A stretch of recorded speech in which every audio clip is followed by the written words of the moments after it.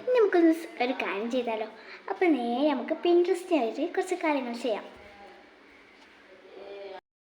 അപ്പോൾ ചൊക്കെ പിക്ചേഴ്സ് എന്നാണ് ഞാൻ അടിച്ചു നോക്കിയത്. നമുക്ക് കിട്ടുമെന്ന് നോക്കാം. അപ്പോൾ ഇത്രയൊക്കെ നമുക്ക് കിട്ടിയാണ്.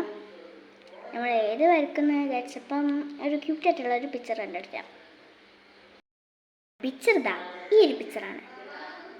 പിന്നെ നമുക്ക് ഒരു വാൾ പോസ്റ്റർ ആക്കിയിട്ടാണ് എടുക്കാൻ വന്നത്. അപ്പോൾ നമുക്ക് ഇതൊന്ന് ചെയ്ത് നോക്കിയാലോ.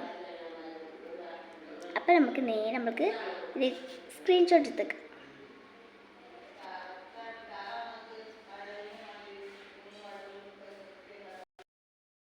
പേപ്പർ കോപ്പിയിൽ പോയിട്ട് പിക്ചേഴ്സൊക്കെ നമുക്ക് എടുക്കണം. അപ്പോൾ ഞാൻ എടുത്ത പിക്ചേഴ്സ് ഇതാണ്. അപ്പോൾ നമ്മൾ വരയ്ക്കാൻ പോകുന്ന ഈ ഒരു പിക്ചറാണ്. അപ്പോൾ നമ്മൾ ലൈറ്റ് നൂടാവായിട്ട് ഇങ്ങനെ മറക്കുന്നുണ്ട്. നമുക്ക് ഈ ഒരു പിക്ചറിന്ന് വരച്ചെടുക്കണം. നമ്മൾ വേണ്ട സൈസിൽ ഇത് വലുതാക്കുകയും ചെയ്യാം, ചെറുതാക്കുകയും ചെയ്യാം. ഞാൻ കുറച്ച് ഇത്ര ഒന്ന് വലുതാക്കിയിട്ടുള്ളൂ. ഇതൊന്ന് ലോക്ക് ചെയ്ത് വെച്ചാൽ ഇത് അനക്കുകയില്ല. പിന്നെ ഇത് നമ്മൾ അനക്കാൻ വേണ്ടിയിട്ട് ഈ ഒരു ഭാഗമല്ലോ നമ്മൾ സൗണ്ടൊക്കെ ആക്കണേ, അതൊന്ന് ബട്ടൺ നക്കിയാൽ മതി. അപ്പം ഇങ്ങനെ വരും.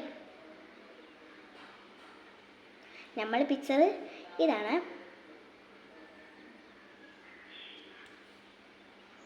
നമുക്ക് വരച്ചെടുക്കാം. നമ്മൾ ഇത് വരയ്ക്കുന്നത്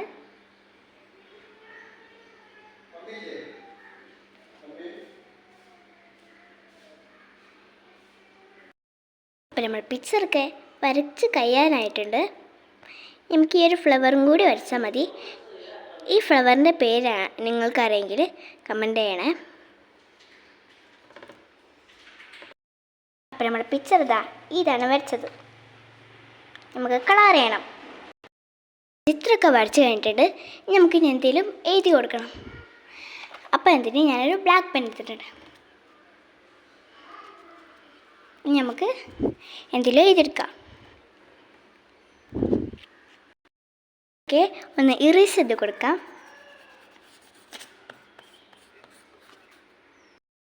ബ്ലാക്ക് പെന്നുണ്ടോ അല്ലെങ്കിൽ സ്കെച്ച് ഉണ്ടോ ഒന്ന് മാർക്ക് ചെയ്ത് കൊടുക്കാം.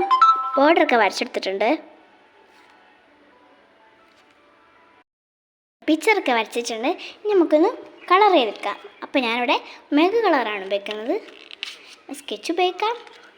അപ്പോൾ ഞാനൊരു പിങ്ക് കളർ എടുത്തിട്ട് ഫ്ലവറിനൊന്ന് കളർ ചെയ്തെടുക്കാം.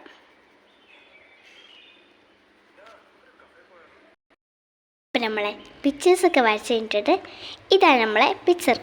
എങ്ങനെയുണ്ട്? ഇഷ്ടപ്പെട്ടെങ്കിൽ ലൈക്ക് ചെയ്യണേ. Bye bye.